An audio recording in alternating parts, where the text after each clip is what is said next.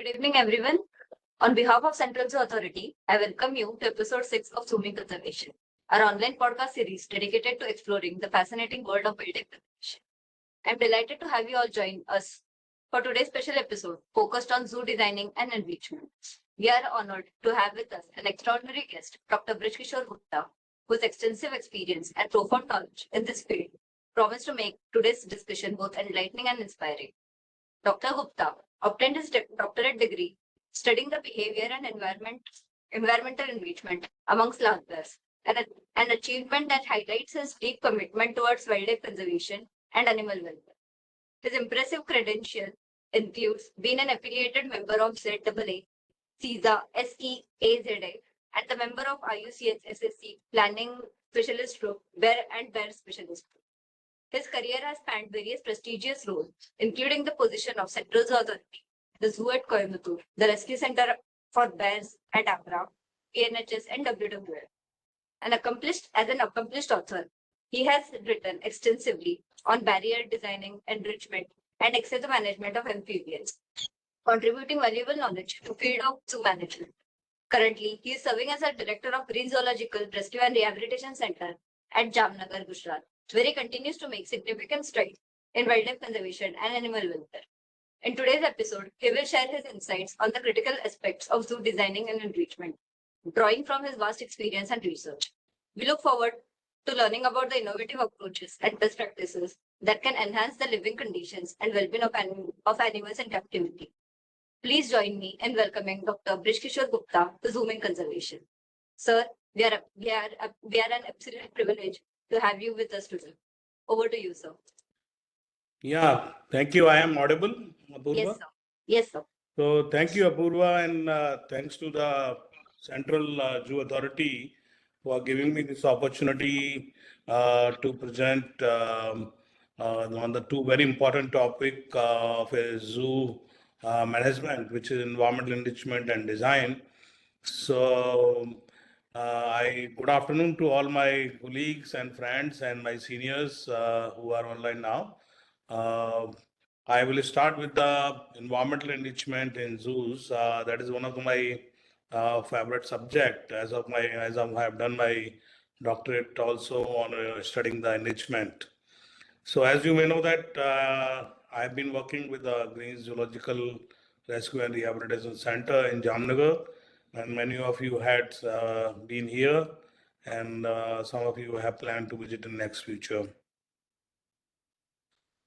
So before I start, I would like to acknowledge our member secretary, our DIG, Ms. Akanksha Chaudhary, and the people who have helped me in to reach me up to this my endeavors, like a person like a John Ko, S.C. Sharma, S.K. Patnaik, P.R. Sinha, B.R. Sharma, B.S. Bonal, B.S. Chaudhary, and many zoos that are listed here, whom I have been associated for last number of years, for more than 2 decades now, almost. So before I go into the details in the enrichment, I would like to remind all of us would like to always look for being a member of a WAZA, which is World Association of Zoos and Aquarium. And recently, the CEO of the WAZA was also here in India, in Jamnagar, in a workshop at our GRRC.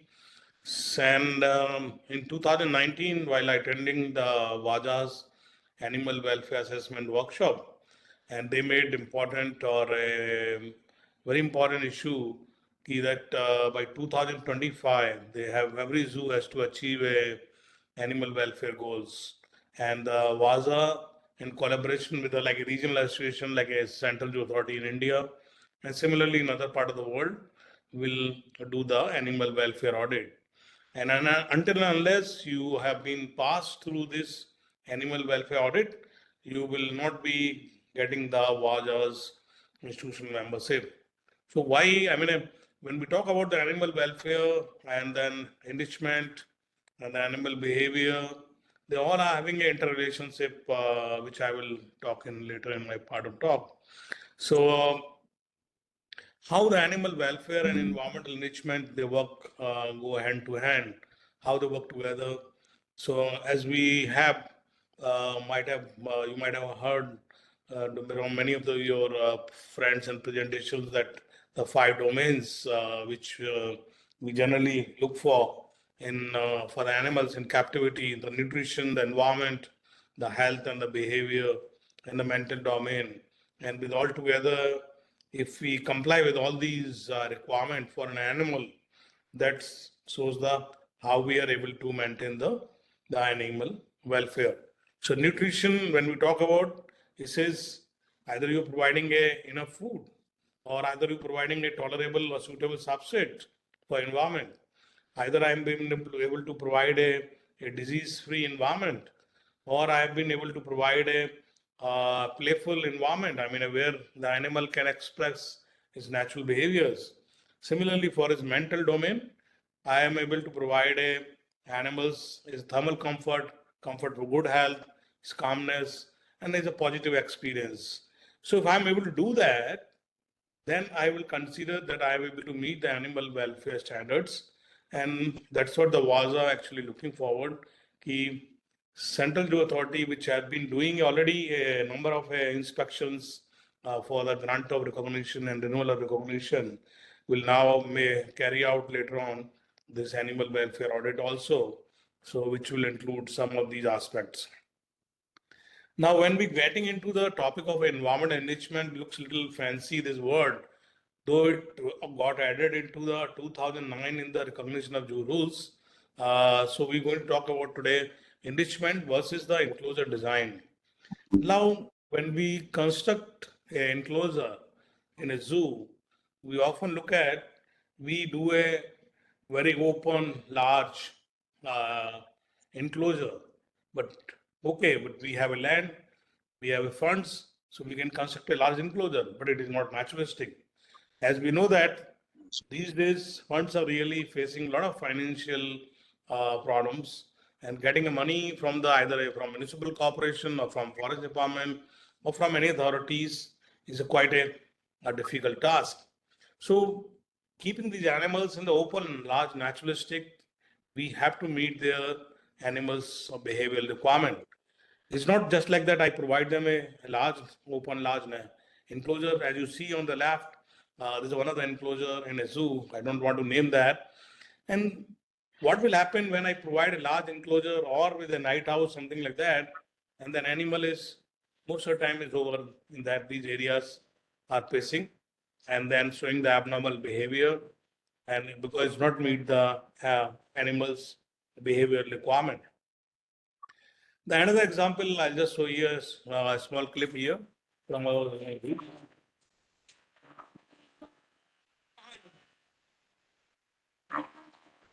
Here also you see the one-horned rhinoceros is facing. Another example for the primate enclosures, they looks large, quite open, but there are no place for these primate to jump and cling and then play. And while they even jump, they're getting injured themselves.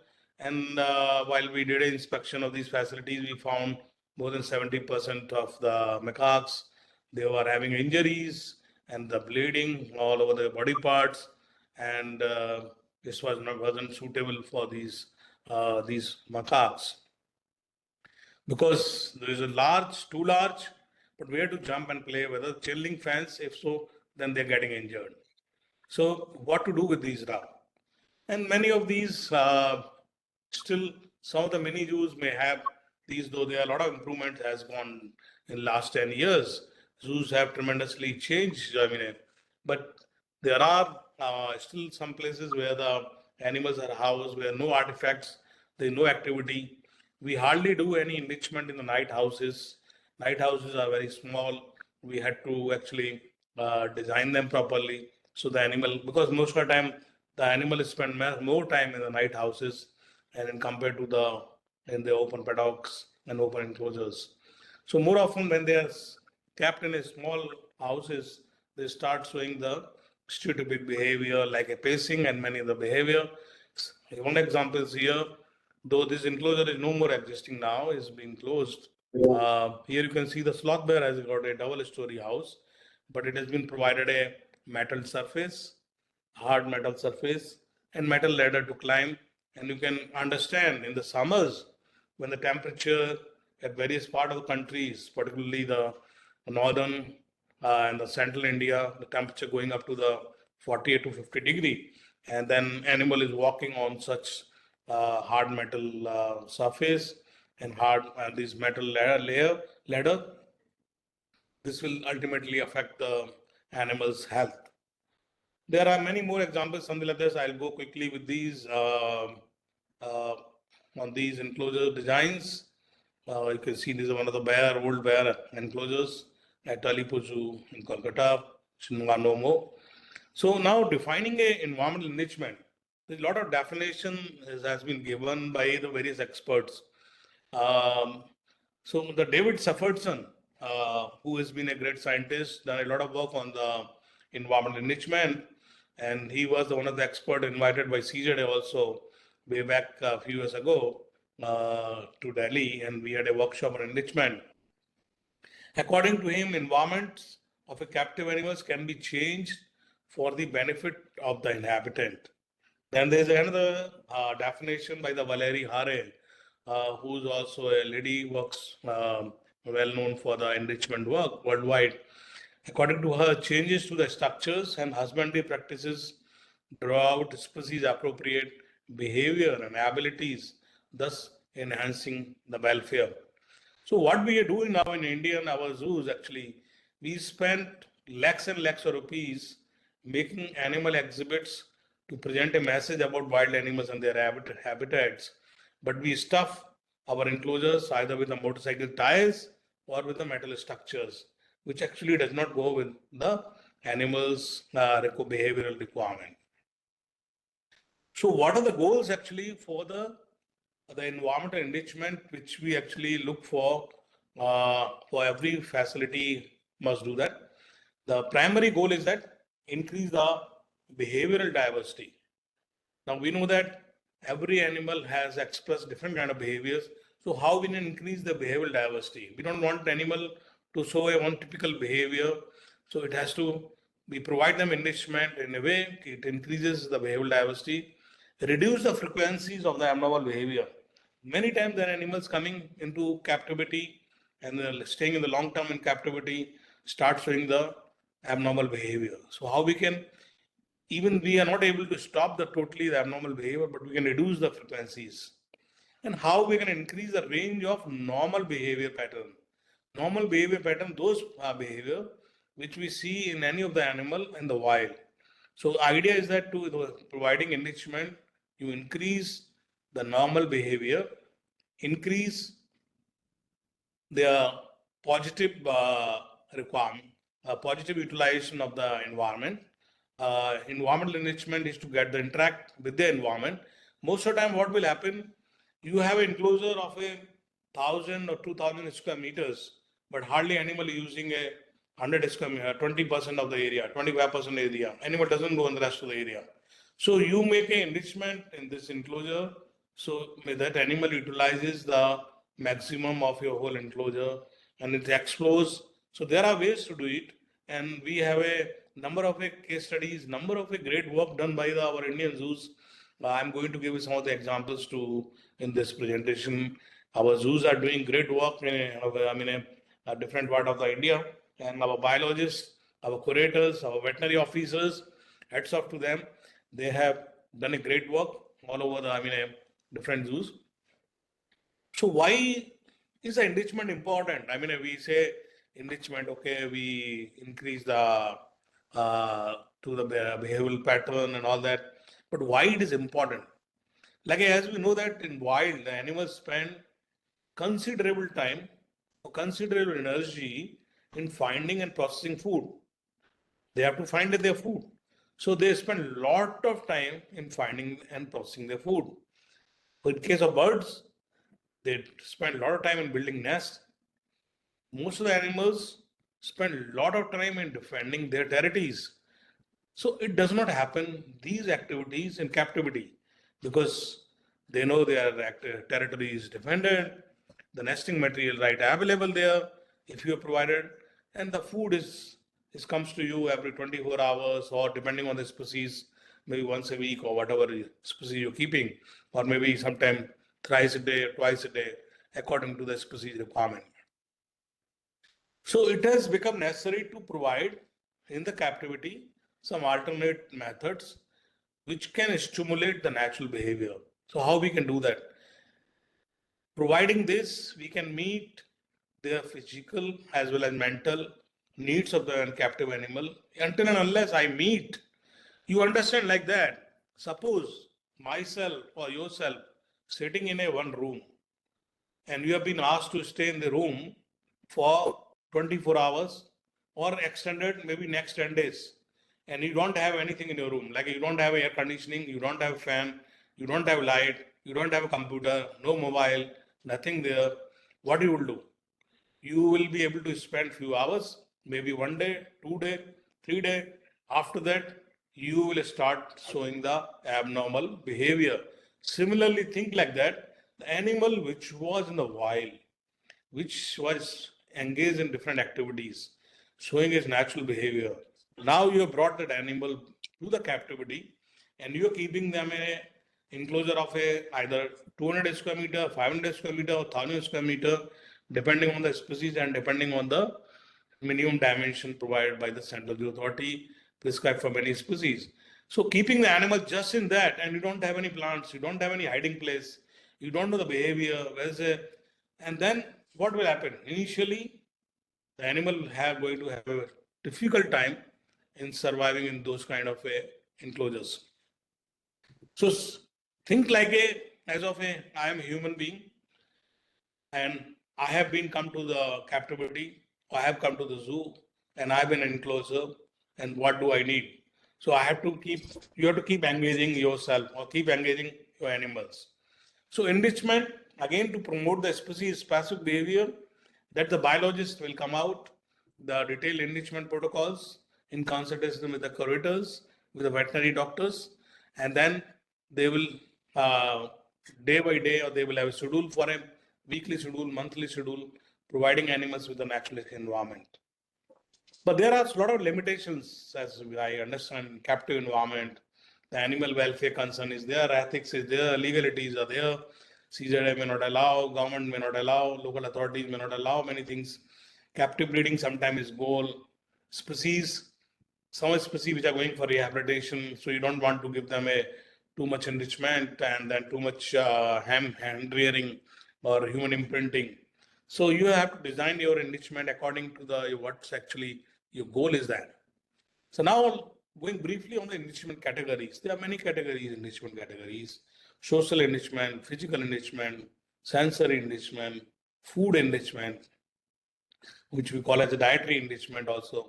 So I'm not going in detail again in this because I will come across and tell you more of these with the practicals, how we have been doing this. Um, Now, when we design this our enclosure, there are enrichment. There are two categories. One is changeable and another one is fixed. So now I'll talk first changeable enrichment. What are those changeable enrichment means? Which I can keep changing.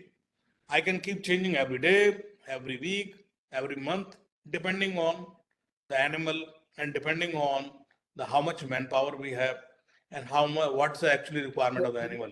Like a substrate, soil and water. I can change the feeding puzzle. I can change the ropes. I can change the hoses. I can provide change vines. I can provide cables for hanging fruits, sway branches, browse. I can provide mealworms to my private primates, or I can provide mealworms to my reptiles like lizards and that.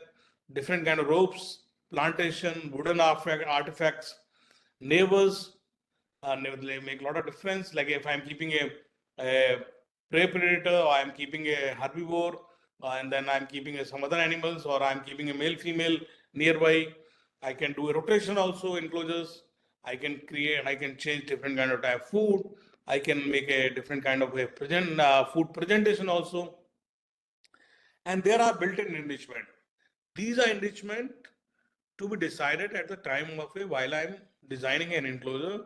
So they to be discussed with your design team, with your architects, and with your mechanical and other engineers and all that. So who understands who bring in your landscape architect or a design team into your design itself and get constructed at appropriate place and appropriate areas. What are these built-in enrichment? Because they cannot be changed. Once they have been constructed, they will be there until and unless you break them.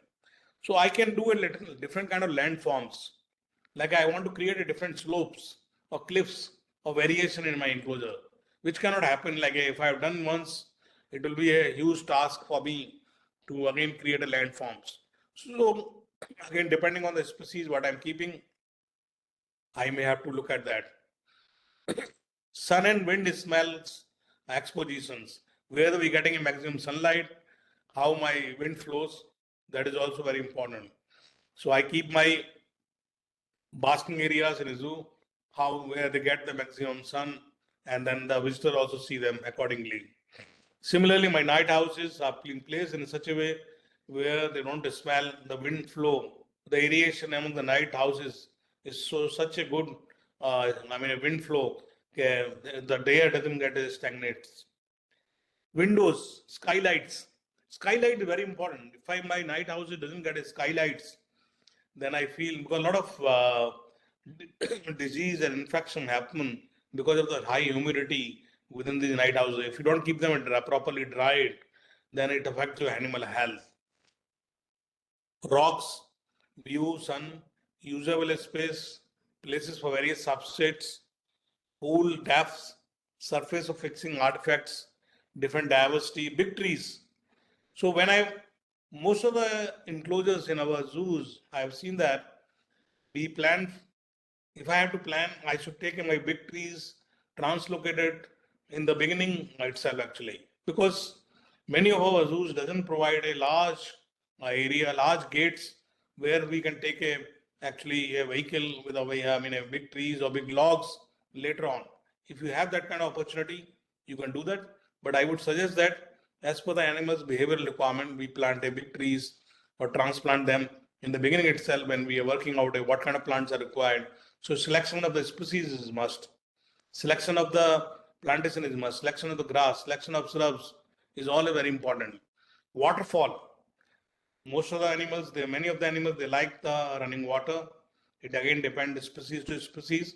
So you are going to have a species specific enrichment plan. Artificial termite mounts. Termite mounts like for particularly like a species like a sloth bears and many more who eats termites or other insects. You can have the termite mounts, and then they can be termites can be released at a interval or with the artificial intelligence you can apply and or you can apply sensors. So once they pass through sensors, it releases certain amount of termites or certain amount of mealworms. Feeders, different kind of feeders come, like honey feeders, feeders with fruit feeders and other feeders which are available these days, which we can easily put up in our built-in enrichment. Mud wallows, very important part. Animals like a wild boars, our rhinos, sambar, hippo, elephant, all they need a wallowing areas. And many of the zoos, we see that wallowing area is missing. It's a part of their biological requirement. They need a wallowing area. So we must ensure that a healthy wallowing area should be available as a part of built-in enrichment in our zoos. Mud bath, solar aspect we already discussed. Facility for rotation, if we can do that, we can rotate the animal from one enclosure to other enclosures, not daily, but at least once a month or once in 3 months. But that again depends on the your design of your zoo and the design of an enclosure. Now, who can do that actually this? I mean, all this enrichment, all the information which I've been talking, the important part is that we must know, or your keeper, your biologist, your veterinary doctors, or curators should know the animal, their behavior, and they should be able to monitor the behavioral changes. Because when you bring in the animal to a captive wild, or from the other zoo, where might have been a captive born animal which has come to a zoo, or a wild animal which has been rescued, and from quarantine area, it might have come to your enclosure. It may have so different kind of behavior. So you have to monitor their behavior, and according to their behavioral requirement, you try to give them a enrichment. Like we talk about the physical enrichment. Like a physical enrichment is a different kind of enrichment where we provide subset is one of the important part. It is again subset has to be chosen as per the what species you're providing, what kind of variety you're providing. If I'm providing a pheasants, or I'm keeping like a either iguanas, or I'm keeping a rhinos, then the subset will change accordingly, and then enrichment artifacts also will change accordingly. Like a example here, Pilikula Zoo in Mangalore, they are keeping a leopard cat, and then on high on the tree trunk, they created a platform with a bamboo and with a hide into it.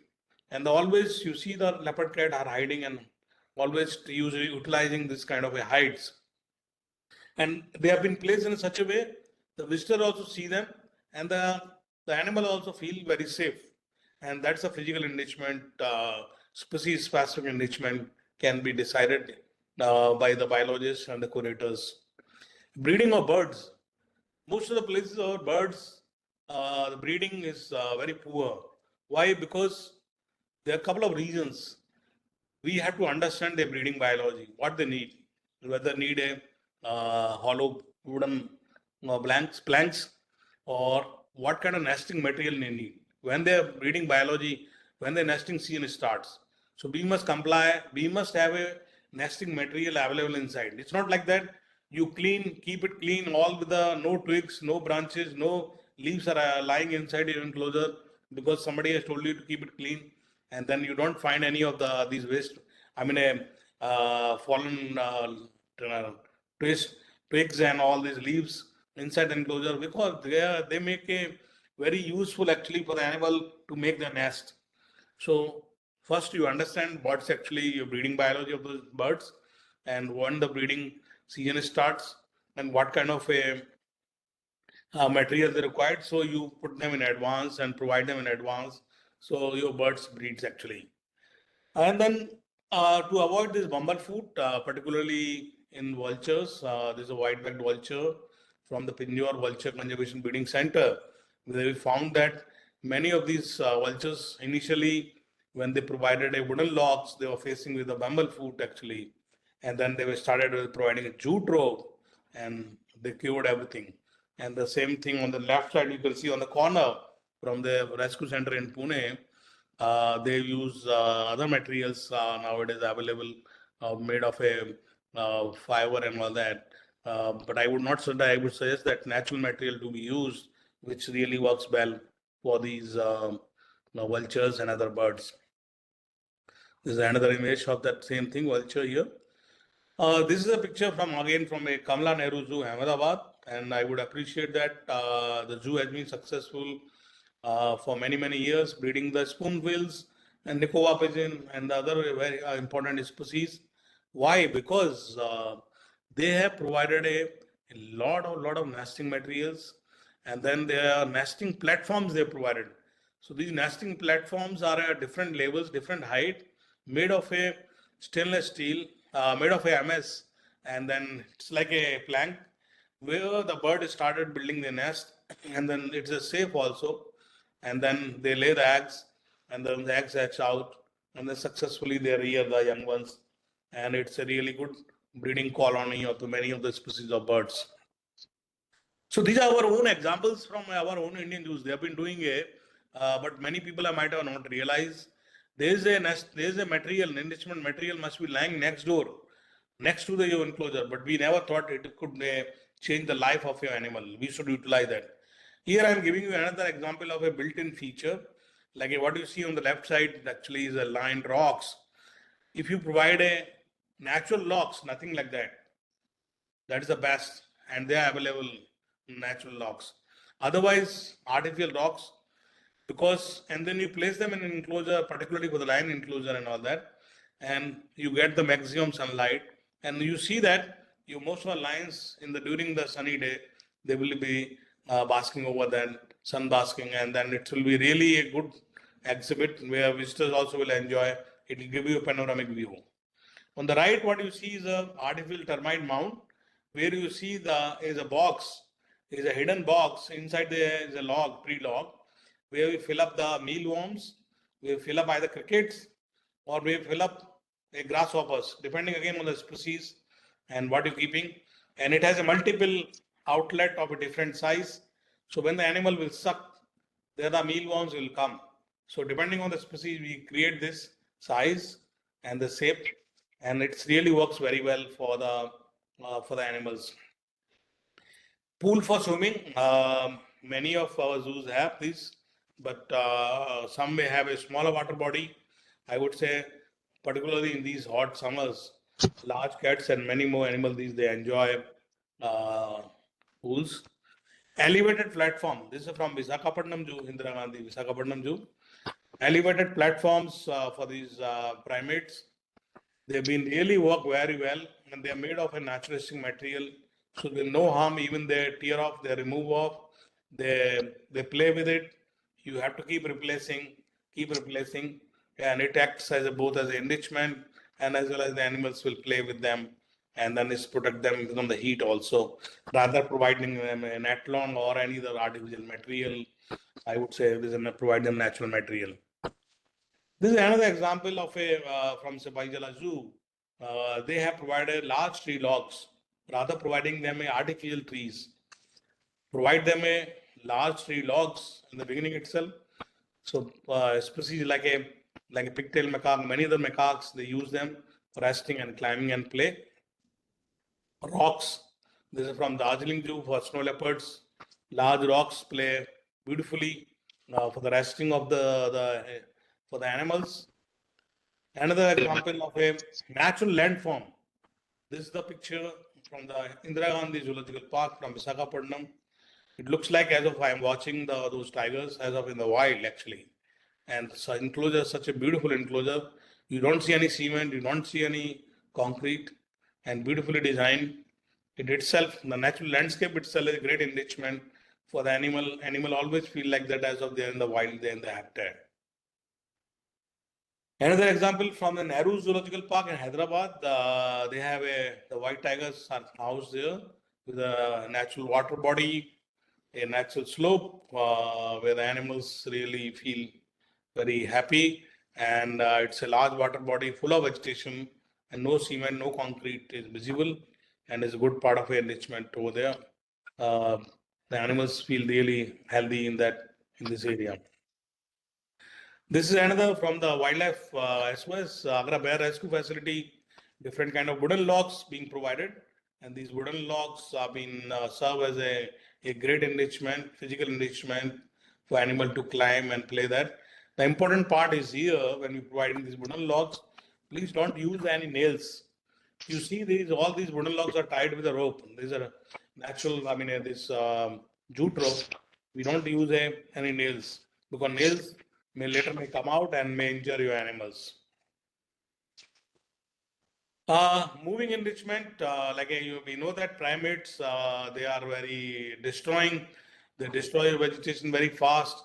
Nowadays, we get a steel bamboo made, and these steel bamboo, we can paint it and can use as a moving enrichment. Many Jews have been using it.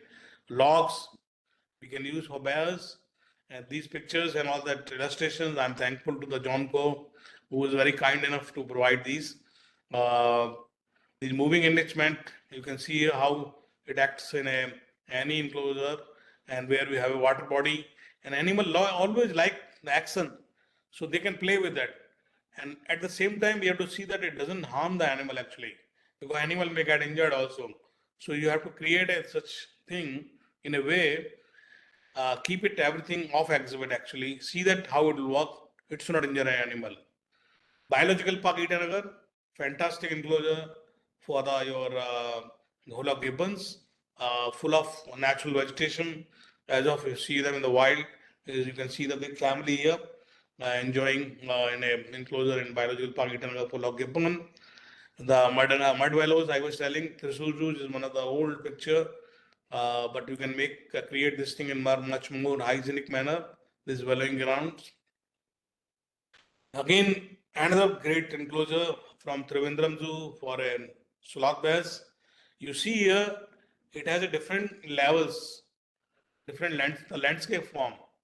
There is a large wooden logs. Whatever is fallen down, never been removed. Why?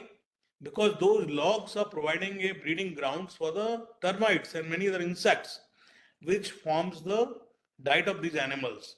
So most of the times the animal dietary requirement, the enrichment requirement are meet from those logs.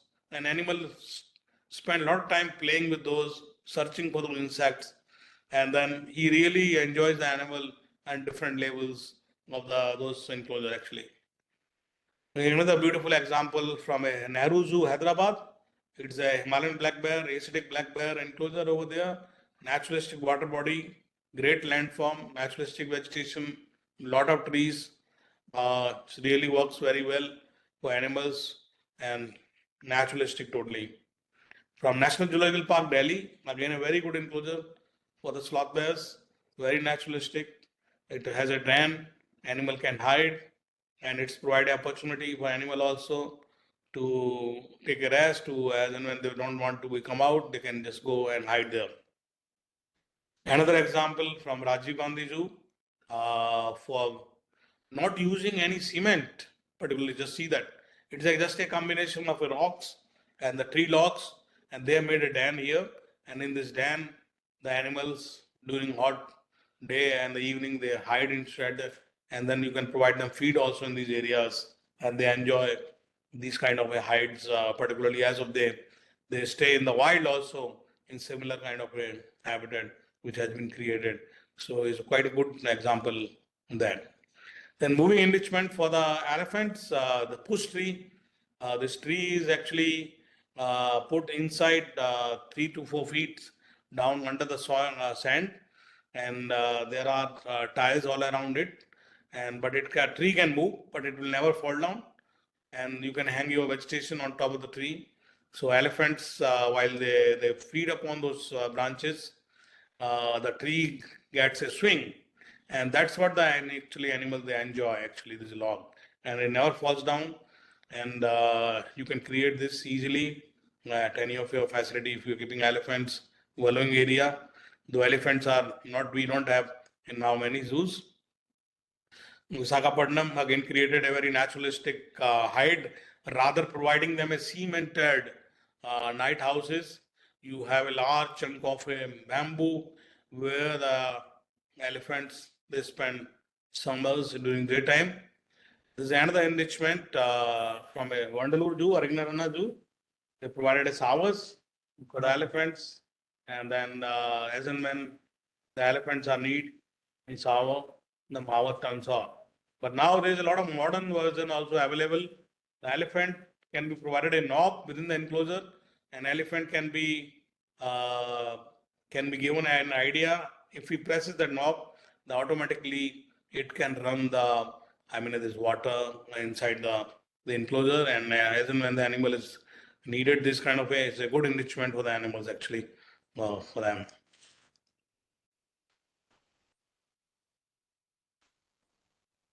Uh, Pangolin conservation breeding, because many of these enrichment has been working very well for the conservation breeding center across the India.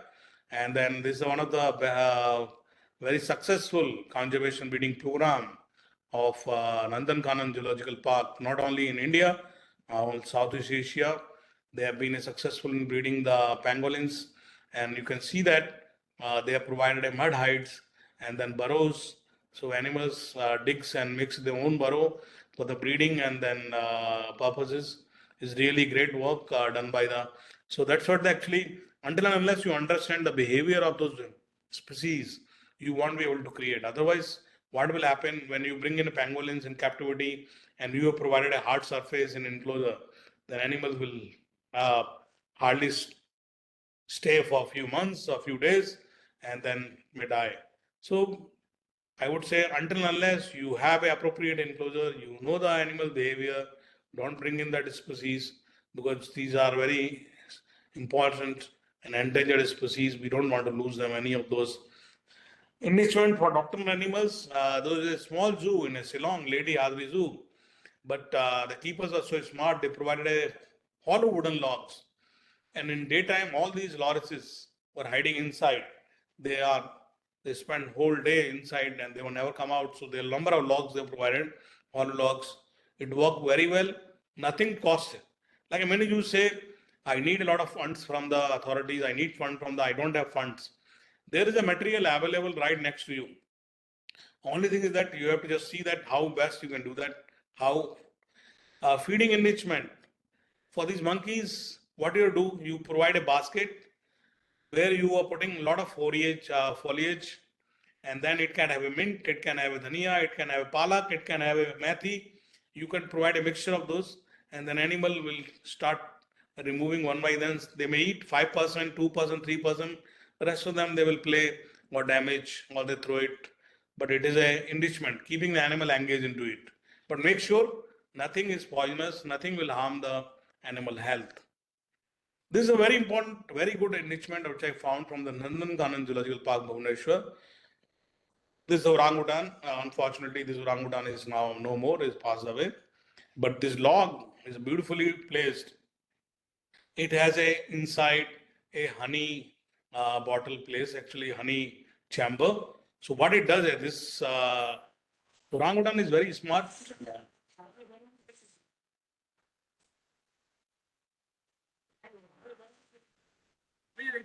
So what they have done actually in the enclosure, they have provided a number of feeds. Some of them are very small, some of them are very large. So now it is he has to apply his mind. How deep this honey is available, how much honey is there, and it takes hours and hours for animal. So it's not necessary.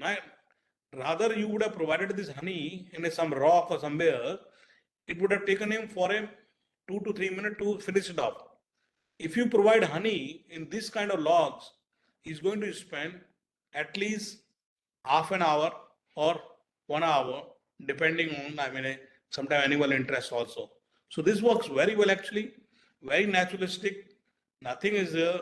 You don't need any technology, and you don't need to have spend a lot of money on these. Another interesting case from Indira Gandhi Zoo, this giant squirrel we did, I visited. I found that there are bamboo tree just outside the enclosure, but the zoo was never feeding them in their diet. They said we give them a papaya, we give them a banana, we give them a apple, but they never gave them a bamboo or other any foliage. And when we asked the keeper, there is a tree next door outside, and why can't you give this? And he says yes, and he gave that. The squirrels left all the fruits away, and then they got busy eating this bamboo and different kind of vegetation. They got really mad. So there is sometimes food available next door you might have not realized. Keeper, so you have to encourage your keepers, encourage them, see them, they can use different ideas, because keeper is the one who's spending most time with that, and they have a different, a lot of new ideas. We can encourage them, use those ideas and bring them into them such a platform, and then give them a complimented also for these. Like these pheasants, we know that there are very rare pheasants like a blitz, western tragopan, Hume's pheasant. Lot of difficulty in breeding them in captivity, and they are highly rare, highly endangered. But why? Because many of the pheasants do not get the diet as of their feed in the wild. Because very few zoos in India we have a mealworms, or we have any other breeding of mealworms in our zoo inside.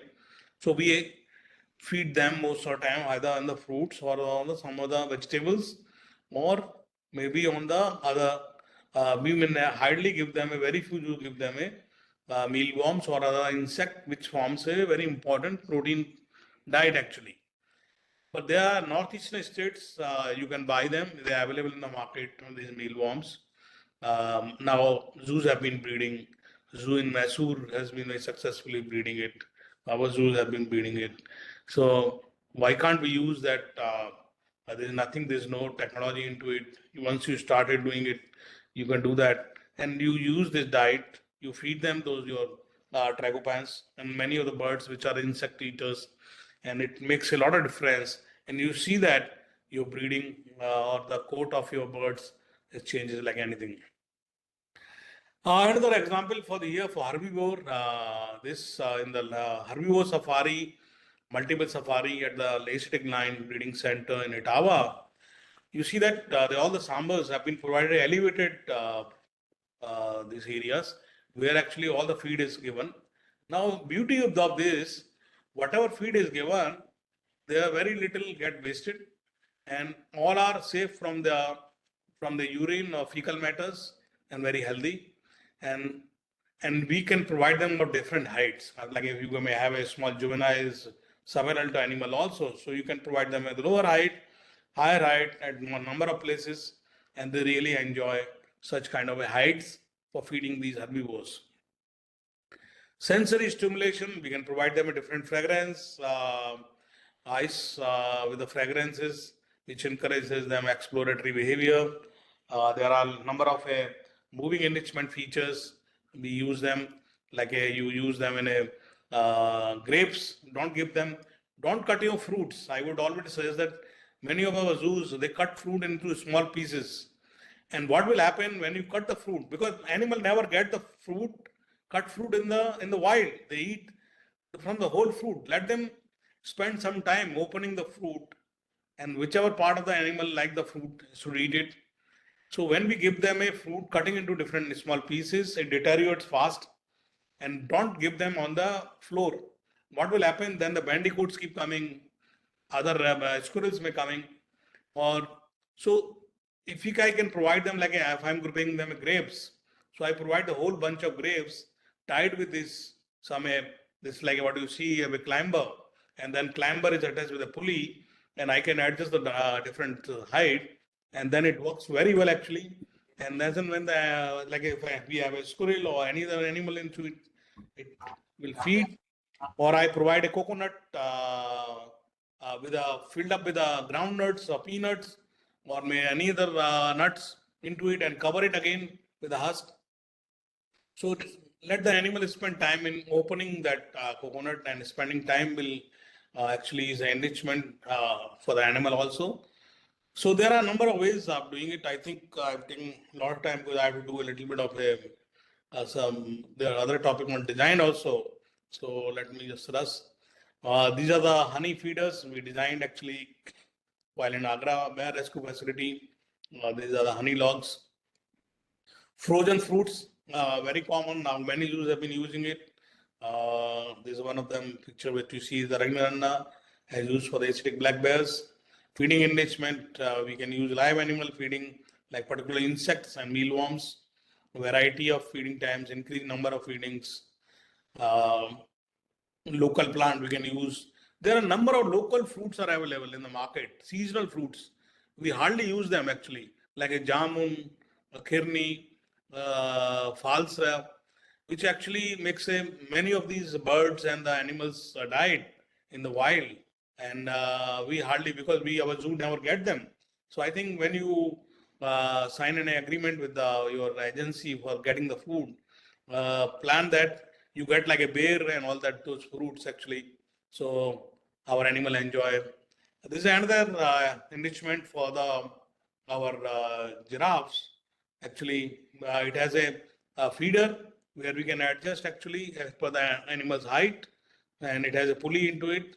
So you don't have to be worried about that. I have a. So if you provide each tree of with the different height feeders, and it really works very well actually for them. Then there's another example of providing a mirror for these takuns. Social structure like for this takun, this his mate died actually. So we provided this was provided by the Rajiv Gandhi Ju Pune. They provided a mirror, and they seen the behavior will totally change.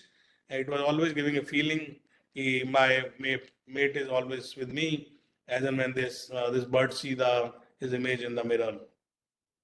So in summary, I would tell that exhibit enrichment is we can provide number of things like as I discussed climbing structures. It could be a tree, wooden poles, ropes, logs, rocks, substrate, substrate for digging, substrate for nest, substrate for sleeping, building, grass, moss, hay, straw, leaves, rotten logs. We can provide visual barriers. We can provide variety of feeding sites.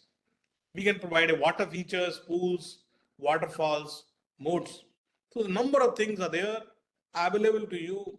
I think if you start using them, you really see that tremendous change among your animals. But I would say that who should be enriched? you decide first that the exhibit where we're keeping the species for display or the conservation meeting, they to be enriched. Wherever appropriate, inappropriate social group is there, should be enriched. Species showing stereotypic behavior must be enriched. And if there's inappropriate housing available, like you're not able to provide them appropriate housing, or the animals have been rescued, and then you must provide the enrichment. The important part is that here, evaluation is very crucial.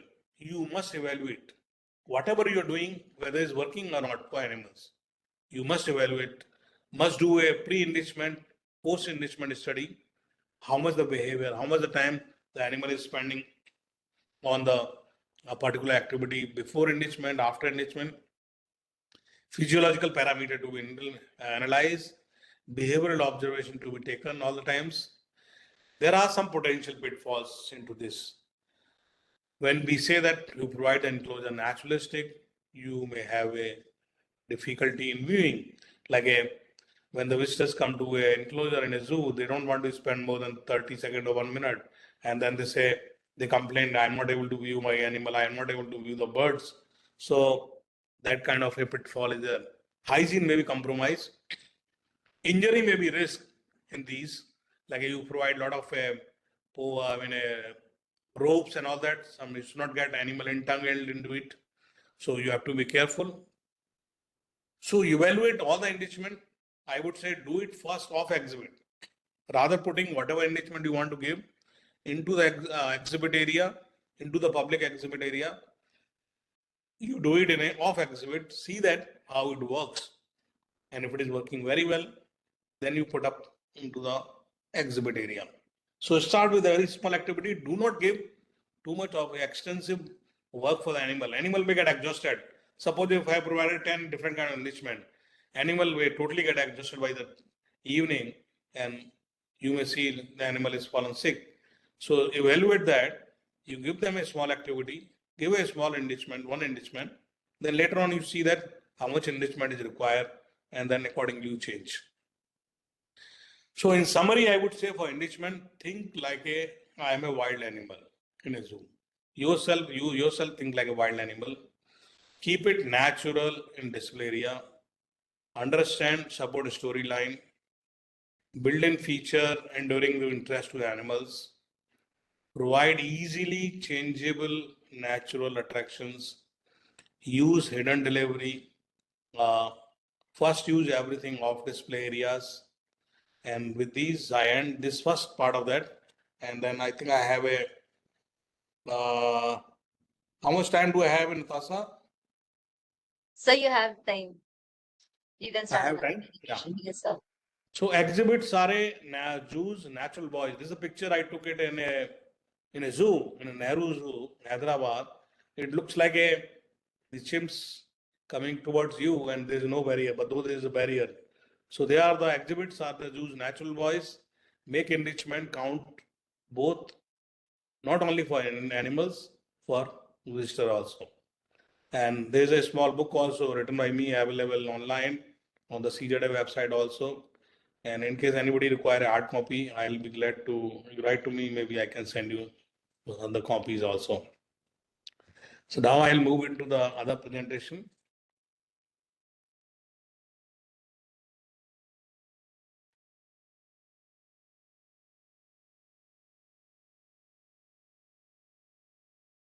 Is that visible? Yes, sir, it is. So going on zoo designing, quickly onto it.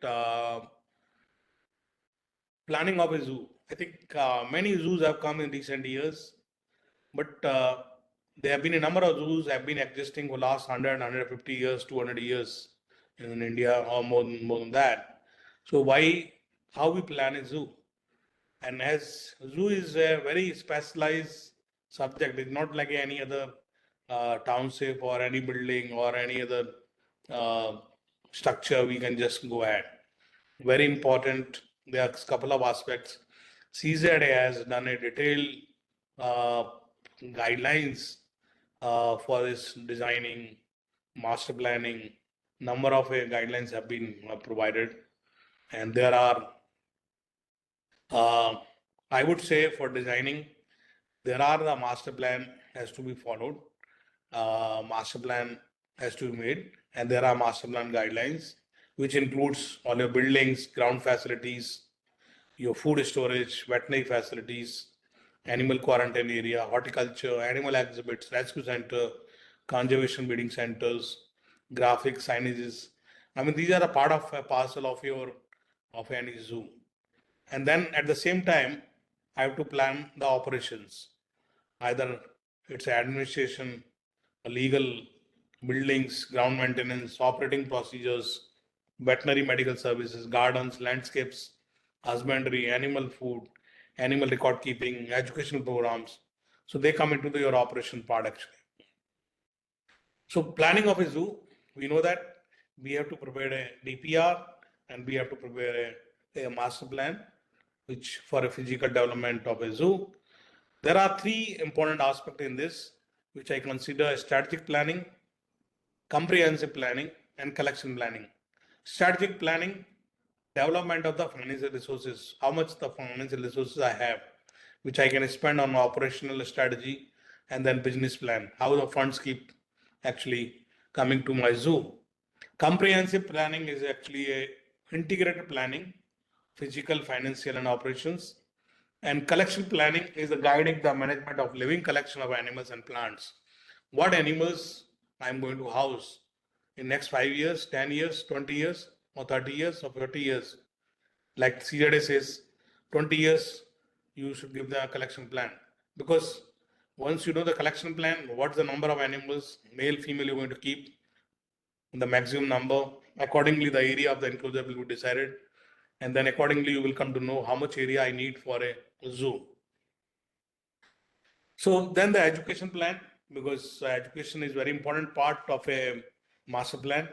There are legal factors. One has to obey the Wildlife Protection Act 1972. Therefore, if you are constructing a zoo in a forest area, the Forest Conservation Act has a number of guidelines for that. And zoo, we know that is any facility which exhibiting the captive animals listed in Schedule 1 to 4 to the visitors, and it require a prior recognition under Section 38H of the Wildlife Protection Act from the central authority. Without being getting a approval, permission, recognition, nobody can establish and function a zoo in India. So there is a national zoo policy. India is one of the country where we have a national zoo policy, and the objective of national zoo policy is that conservation, education, research are the priority. And the zoos have been asked to complement their national efforts for the conservation of their wild fauna, inspiring visitors. I'm not going in detail onto that. And how to begin a planning process. So once we do that, this exercise, most of the time we do a brainstorming workshop on that.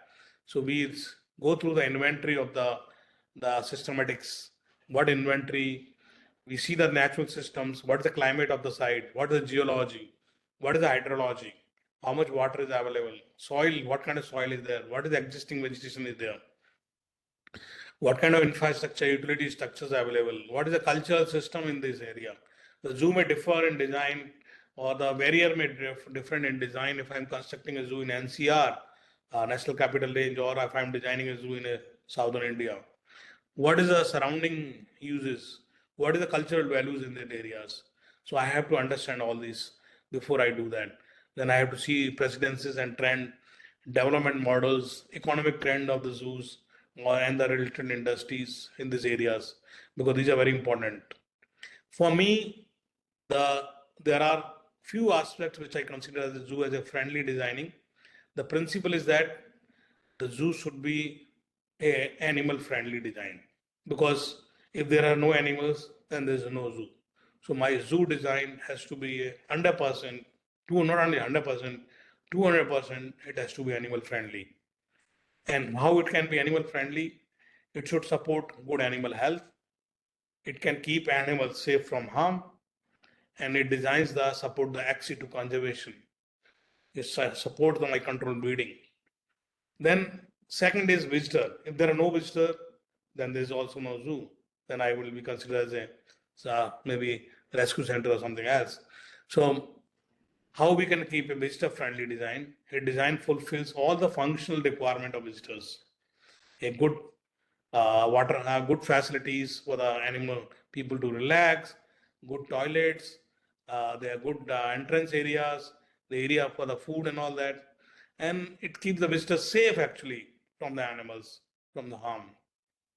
It designs support visitor interpretation, good interpretation for the conservation, and third is the management friendly. Management friendly means the people who are day and night handling those animals, the keepers who are the crucial people, and the not only keeper, the veterinary doctors who will be treating the animals, the curators, the biologists, then the other management people, the engineers. So it has to be a management friendly design, a design which is animal friendly, visitor friendly, a design support easy servicing. Suppose I want to shift the animals from one area to other area. Suppose if I want to tranquilize the animal, I should be able to do it easily. So anything which I want to do it servicing, I can be do it. It should be sturdy and long lived actually. So good design matters. It makes life easier for zoo administration. It should improve health and safety. So zoo planning process, we always do a conceptual plan, and conceptual plan is submitted to CZA, and once CZA approve the conceptual plan, then we develop a master plan, fully illustrated plan, which actually final approval comes from the, if it is a forest department zoo, a municipal corporation zoo, and then it comes to the CZA. So how we start action into it? We go for a proposed animal collection plan. That means what is the population size? We give the justification. There are guidelines of the CZA, how much percentage of Indian animals, how much percentage of exotic animals you can house in a zoo.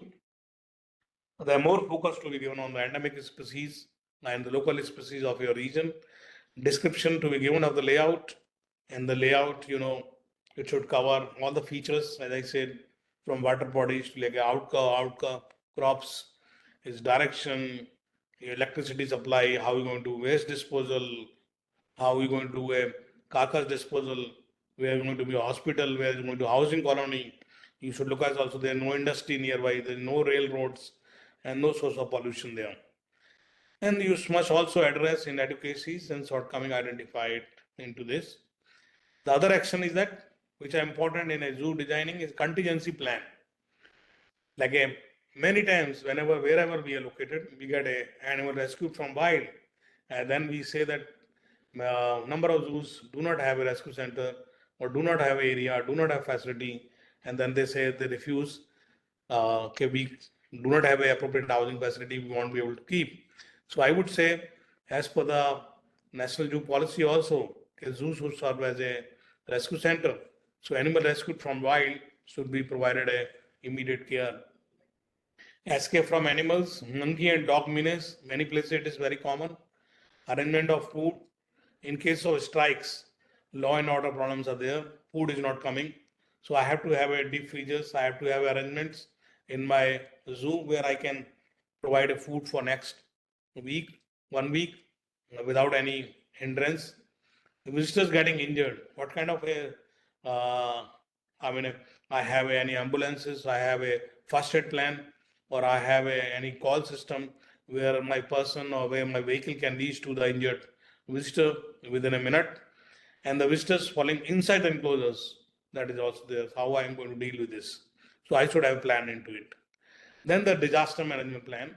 Now that's very important because we number of places they're prone to fire, flood, cyclone, law and order. So there is a beautiful book done by the disaster management by one of our executive director, which is available again on the Jews CZA site. So one can refer that. But then the capacity building. Until and unless you don't have a capacity building plan, you won't be able to progress. So you should have that plan. Plan to upgrade the skills of the Jewish staff. Uh, Regional cooperation, e-governance, very important nowadays. Broad budget analysis, that is part of your management plan. What the construction development you going to take, how you going to take a day-to-day maintenance. So in the zoo architecture, if I go in detail, there are three categories. One is exhibit architecture. the visitor architecture, and third is the again visitor architecture. I've divided into two parts. One is interpretation, and the one that actually facility. It has to be visitor friendly, either function and comfort or service and longevity. Then the holding architecture. Holding architecture means your night houses, they have to be animal friendly. The safety and comfort is the first priority everywhere, and it need to be management friendly also. Then there are service architecture. They also need to be management friendly. These are some of these zoos enclosures which you can see that from again a picture from Nandankanan Zoo. This is a Gharial enclosure created in a 3,000 plus square meter area, beautifully designed actually. This I shown you. Another one of the great enclosure, according to John Coe, a famous zoo designer, he found this is one of the best enclosure in India of hippo enclosure from Nandankanan Zoo. We have a 6,240 square meter lake. Uh, Natural lake where the hippos whole colony they live in there. Darjeeling Zoo, marvelous enclosures for the red panda and then your snow leopards. Aviary from the Nandankanan. In this I have shown you already. Is another example from Bisect Zoo of a sambar deer enclosure from Rajiv Gandhi Zoo, Pune. So it's already 5:10.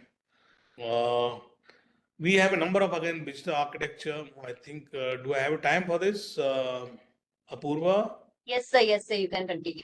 Yeah. So while we are doing a visitor architecture, I should interpret it using a vernacular themes like a the first picture what you see is very common in our village areas. The cow dung cakes they protect and they keep it safely. A similar architecture you see is being created in San Diego Zoo with a more of enforcement. So they are natural design, actual habitat design. Actually, they try to create either if I'm creating a tribal area or whatever thing I want to mimic, I should take that. The visitor architecture, the important part is that safety barrier is very important. What kind of safety barrier to follow? Warning signs, very important. Until and unless you don't provide a warning sign, then you're going to have a hazard over there. Then there are visitor architecture in the resting areas you can provide because children they come and they play with those different kind of facility you can provide, different kind of appearance you can give them. Uh, like the picture which you see here, the children's are the lady is giving a feel to the children how I mean heavy would have been a trunk of an elephant actually, and this is a real heavy. So you can compare like a trunk how heavy. So she won't be able to lift, but she can feel that it is so very heavy. This is a picture from a Brookfield Zoo in Chicago. Similarly, you see that those when you see through the they have a lens actually, and it looks like as if you're watching like a you are a giraffe or a zebra or a bear or a hyena, and it gives you feeling how there are a vision of those animals in nature actually, and it gives it has a lens or it is marketed as a lens available, and it really works very well. The another thing is visitor architecture need, though it is very common in many of the zoos in European and American zoos, they have a petting zoos, pet zoos, because many of the children have not seen like a domestic animals. So basically, it is away from the wild animal side because we do not want to convey any diseases to our wild animals. So they exhibit most of domestic animals, though our CJD doesn't allow these in Indian zoos. Then the holding architecture is very important. The main part is that animal comfort. Our feeding cells, we mostly follow the minimum dimensions. I would say never go with the minimum dimension, go with the higher side and try to provide a good enrichment within the night owls also, because many of our place the animals go in a paddock area on rotation basis, so they stay sometime the animal going outside maybe going once in a 24 hours or once in 48 hours, so they spend maximum time in night house. So your night house should have a large enough, it should have a number of enrichment because animals should not feel boredom in night house. So you have to design properly with it should get daylight, it should have proper ventilation. Number of things are required in that while considering designing these night houses. Holding architecture, very important, animal behavior. You must know whether you're keeping a climbing species, or you're keeping ground dwelling species, or I'm keeping a nocturnal species, or I'm keeping a burrowing animals. So for before going into the construction of these holding architecture for these animals, I must know their behavior, their need, their senses. All I have to have a knowledge on that. Then must go for designing of these holding architecture. Holding architecture means safety. Safety is very important. Keeper safety first. Animal safety is also first. Both are actually important for us.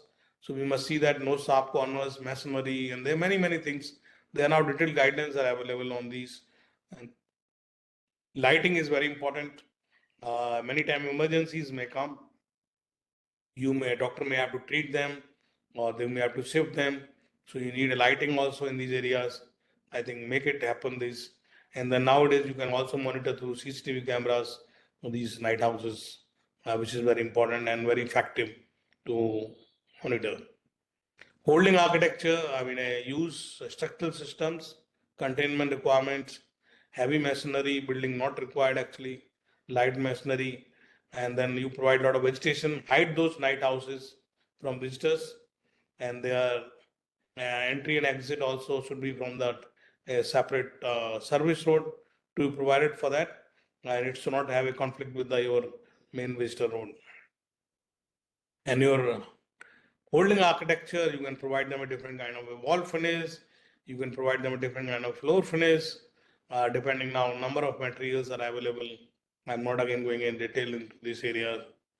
And their longevity is very important because we have a across India, if you look at different kind of weathers, there could be a heavy monsoon areas, there could be a marine area, near marine areas, you get a very fast actually your all your rusting. So you require a proper waterproofing. Some places maybe snowfall. So you have to have your plan your doors, windows, and all your design has to be done accordingly. Actually, looking at the what kind of weather you have, but it has to be a weatherproof. Other important part is that designing and operating procedure of veterinary service. Every zoo should have a good hospital facility because without having a hospital, it's no point. Though we do say that our animals should not require hospital, they should be always healthy. But there are times the animals fallen sick. We need a good hospital facilities, and hospitals should have a treatment room, surgery room, drug storage, lab facilities, quarantine, and then number of other things are there which should be actually part of the hospital. But hospitals should again be have a proper ventilation, flooring, wall surface, no slippery. Flooring for hoofed animals should be made according to the requirement, floor drains, lighting observations, catching, shifting areas, keepers, paramedically support facilities should also be provided. And we must also meet the legal obligations while completing the medical care system. Like if I'm procuring X-ray machines, I have to follow the AERB rules and get a certification. Medical staff, I should have a BBSC and BBSC recognized veterinary doctors by the VCI. Must have a quarantine. Must. All of us has experience during COVID. How effective? What is the role of a quarantine? So every animal when we transfer from one zoo to other zoo, or they should go undergo a strict quarantine and health screening. The parasite control, the vaccination, animal nutrition, advanced surgical hospital, we can provide them. Maybe CT scan, MRI if you can afford. Operating procedures for veterinary services, research and admin lab, staff education capacity, medical records, animal identification is must because every animal have individual identification, either as a microchip or transponder, or if it is a bird, maybe a ring, a specialist consultant, animal escape plan, postmortem room, disposition of dead bodies. We need a incinerators or whatever disposition method you're using. I think incinerator is the best hygienic way of doing it. Personal and health safety. I think these are our points with that. And there are many more if I have to go in detail. So I think it's already, I've taken a 20 minutes extra. And if there are any question answers, I would certainly like to be answering them. Thank you very much. Thank you, all of you. Thank you so much, sir. There is one question in chat box from Dr. Sitendu Goswami. It is related to enrichment. Am I audible, sir? Yes. Yes. So the question is, what according to you is often overlooked by most enrichment intervention programs implemented at modern Indian zoos? And how can one optimize the enrichment intervention programs? Can I So can see you see that? the, so you can stop the sharing and then you can see the chat box. Okay.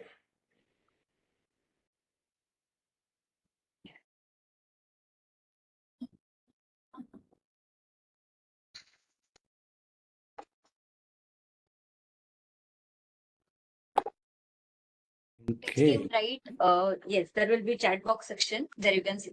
Yeah. See. Yeah. So his question is that what, according to you, is often overlooked by most enrichment intervention program implemented in modern Indian zoos? How can one optimize enrichment intervention programs? See, what I consider uh, enrichment modern zoo. How can one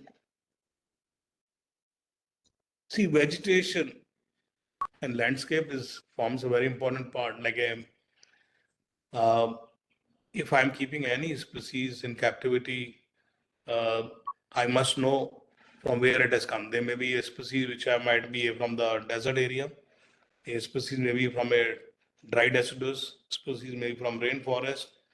So if I do not replicate that kind of vegetation into captivity, the animal will 100% going to show the uh, suitable behavior. Yeah, So we in the modern zoos, we look at um, and zoos in abroad also, they always map they always map there what the vegetation type it has been living, what kind of plants.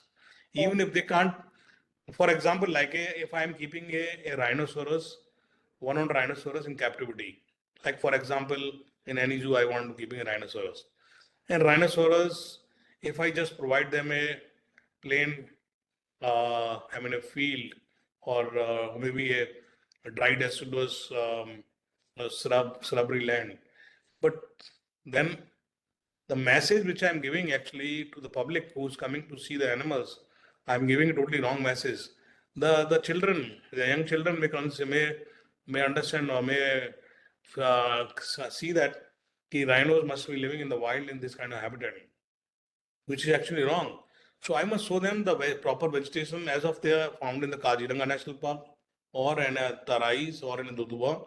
So for me is very important. I must be able to provide that kind of a vegetation, that kind of a grass, that kind of tall grass or that kind of soil and that kind of following areas, landscape. Otherwise, in a zoo, I'm giving a totally wrong message. For example, like a lion-tailed macaque. If I'm keeping a lion-tailed macaque in a captivity, and if I keep them again a enclosure which doesn't have any tree, and we know they are found in anomalies and all that, and the rainforest areas in that is moist deciduous forest area.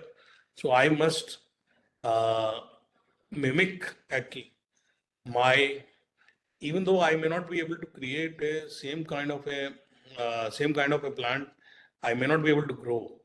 But there are plants, there are vegetation which can look similar to that habitat as of in the anomalies, or as of in the that habitat, which can mimic actually. So when any visitor comes, because it's a message you're giving to your public. So if I'm not going to keep in that kind of habitat or that kind of plants, then means I'm giving a wrong message.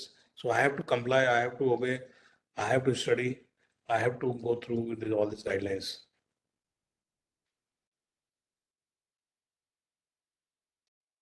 Okay, so there is another question. So this is mainly for public. Is individual animal specific enrichment important for captive animals? Yes, you know, in my presentation also I discuss this because every species have their specific requirement. I mean, if it is a arboreal species, if it is a burrowing species, their behavior is totally different. Or if I'm keeping an elephant, or if I'm keeping a rhino, if I'm keeping a porcupine, or if I'm keeping a macaque, they have got their requirement, behavioral requirement is totally different. So central zoo authority and then other, I also see that every zoo not only having a just enrichment plan, they should have a species specific enrichment plan. And enrichment plan should not be just like that.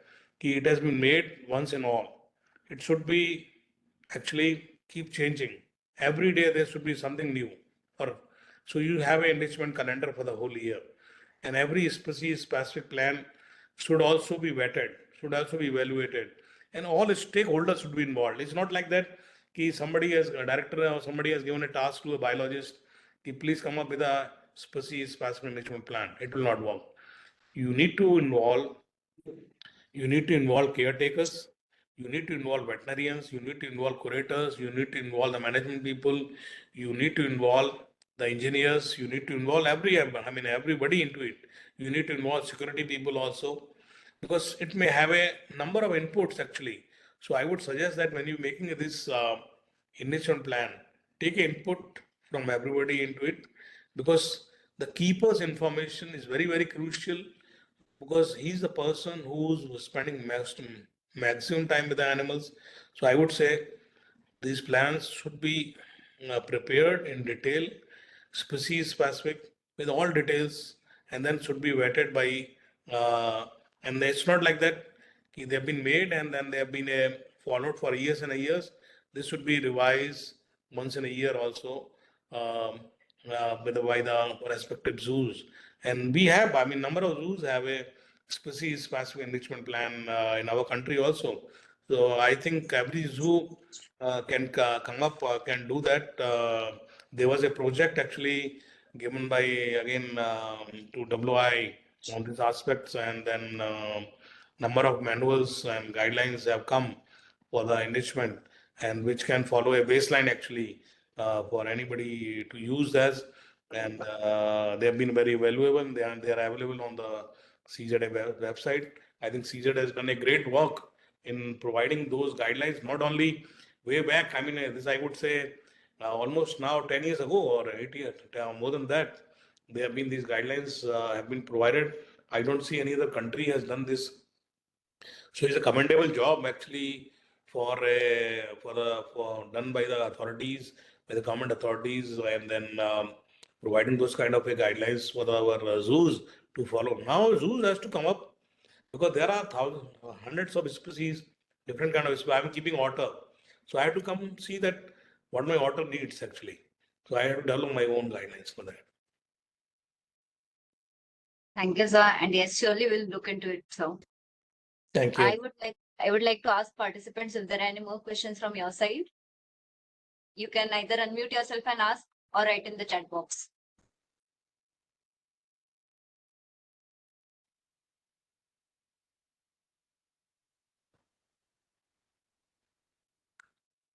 No, sir. I don't think there are any more questions. Yeah. Thank you then. Shall I proceed with the vote of thanks? Yes, please go ahead. If there are no more questions. Okay. So as we conclude this enlightening session on zoo designing and enrichment, I would like to extend an heartfelt vote of thanks to Dr. Brichkishore Gupta. To our audience, particularly those from various zoos across the country, I hope you found this session very useful and thought-provoking.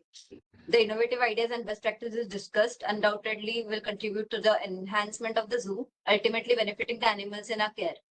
Once again, thank you, Dr. Gupta, for the remarkable session. Your contribution have made significant impact, and we are looking forward to apply all these insights in our ongoing efforts to improve zoo environments. Thank you all for joining us today, and let's continue the work together towards a better future of wildlife conservation. Thank you so much, everyone, Thank for you. joining in. Thank you, Thank you, sir. Apurva. Thank you, CJD. And thank you all at CJD team, Natasha as well as. Thank you. Yes, sir. Thank you. Bye bye. Bye. Welcome.